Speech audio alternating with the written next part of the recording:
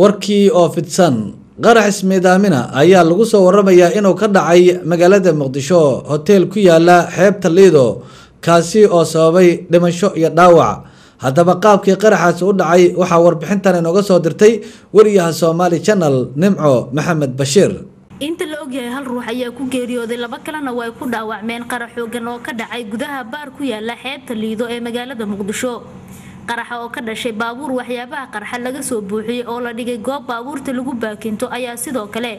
waxa ku gubtay ku dhawaad 8 baabuur oo nooca raaxada ah kuwaas oo yaalay goobta uu qaraxu ka dhacay baarka uu qaraxu ka dhacay ee xeebta Lido oo ay ku qaxweyn jireen dad qurba joog badani ayaa durbadiiba waxa soo buux dhaafiyay saraakiisha laamaha kala duwan ee ciidanka ammaanka maamulka gobolka Banaadir iyo dadweynaha aad u fara badan iyadoo sidoo kalena ay goobta soo gaareen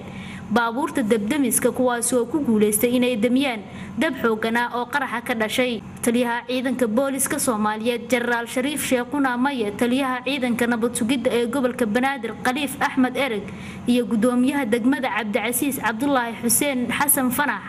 ayaa warbaahinta uga warbixiyay qaabka ay wax u dhaceen iyo qasaaraha ka dhashay qaraxaasi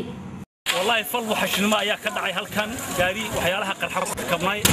أيها لكن الحمد لله سيدنا طلع على ما هاي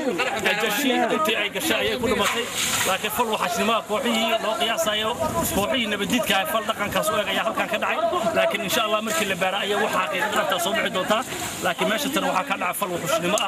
إسكو صوبي ما كأكل ما كأكل إلا يهد ميت وحن هنا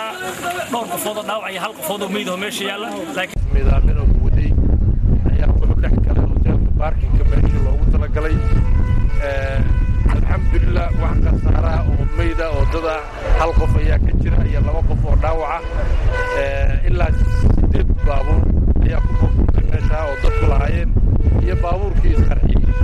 marka ilaahay baa yasiray kooxda fidna wadayaasha ay dhibaatada ay gal wada wasurtay insha Allah intaas meesha ka dhacday wixii ku soo kordhay inta soo diilay badbaadiyay lima shawaa hal qof ayaa la sheegay iyo laba dhaawac baabuurka ku baabaayna waa 8 iyo kii maartay